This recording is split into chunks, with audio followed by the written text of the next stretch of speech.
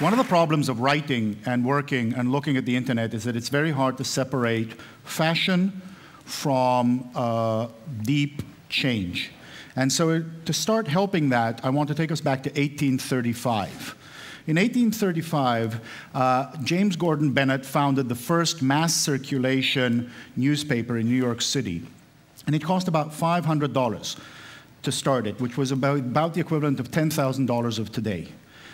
By 15 years later, by 1850, doing the same thing, starting what was experienced as a mass circulation daily paper, would come to cost $2.5 million. 10,000, $2.5 million, 15 years. That's the critical change that is being inverted by the net. And that's what I want to talk about today and how that relates to the emergence of social production.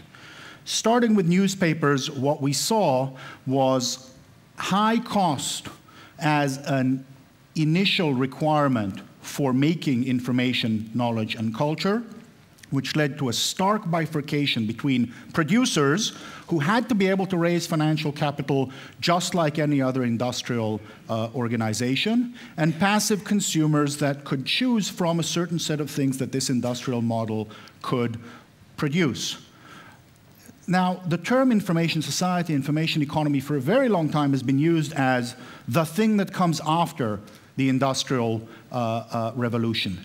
But in fact, for purposes of understanding what's happening today, that's wrong. Because for 150 years, we've had an information economy.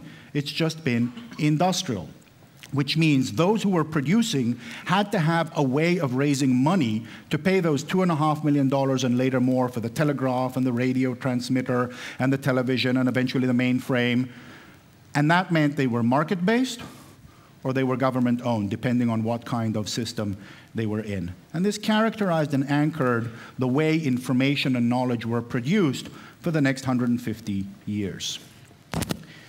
Now, let me tell you a different story. Around June 2002, the world of supercomputers had a bombshell.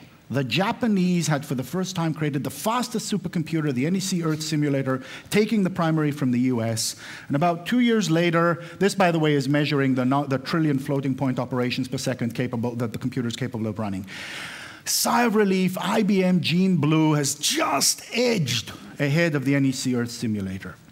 All of this completely ignores the fact that throughout this period, there's another supercomputer running in the world, SETI at home, 4.5 million users around the world, contributing their leftover computer cycles whenever their computer isn't working by running a screensaver, and together sharing their resources to create a massive supercomputer that NASA harnesses to analyze the data coming from radio telescopes.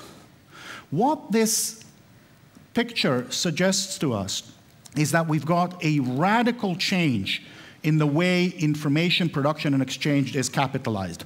Not that it's become less capital intensive, that there's less money that's required, but that the ownership of this capital, the way the capitalization happens, is radically distributed. Each of us in these advanced economies has one of these, or something rather like it, a computer. They're not radically different from routers inside the middle of the network. And computation, storage, and communications capacity are in the hands of practically every connected person. And these are the basic physical capital means necessary for producing information, knowledge, and culture, in the hands of something like 600 million to 1 billion people around the planet. What this means is that for the first time since the Industrial Revolution, the most important means, the most important components of the core economic activities, remember we are in an information economy, of the most advanced economies, and there more than anywhere else, are in the hands of the population at large. This is completely different than what we've seen since the Industrial Revolution. So we've got communications and computation capacity in the hands of the entire population, and we've got human creativity, human wisdom, human experience, the other major experience, the other major input, which, unlike simple labor, stand here turning this lever all day long, is not something that's the same or fungible among people. Any one of you who has taken someone else's job or tried to give yours to someone else, no matter how detailed the manual, you cannot transmit what you know, what you will intuit under a certain set of circumstances. In that, we're unique, and each of us holds this critical input into production as we hold this machine. What's the effect of this?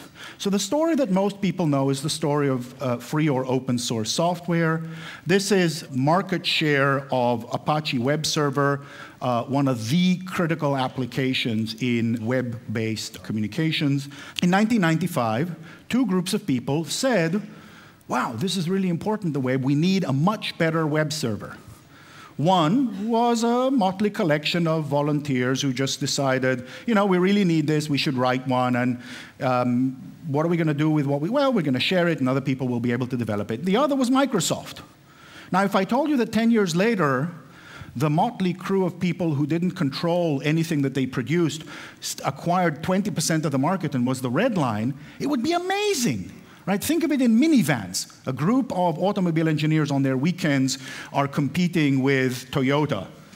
Right? But in fact, of course, the story is it's the 70%, including the major e-commerce site. 70% of a critical application on which web-based communications and applications work is produced in this form in direct competition with Microsoft, not in a side issue, in a central strategic decision to try to capture a component of the net.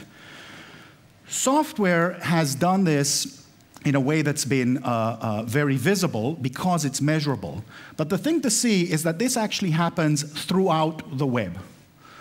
So NASA, at some point, did an experiment where they took images of Mars that they were mapping, and they said, instead of having 3 or 4 fully trained PhDs doing this all the time, let's break it up into small components, put it up on the web, and see if people using a very simple interface will actually spend 5 minutes here, 10 minutes there, clicking. After 6 months, 85,000 people used this to generate mapping at a faster rate than the images were coming in, which was, quote, practically indistinguishable from the markings of a fully trained PhD once you showed it to a number of people and computed the average. Now, if you have a little girl and she goes,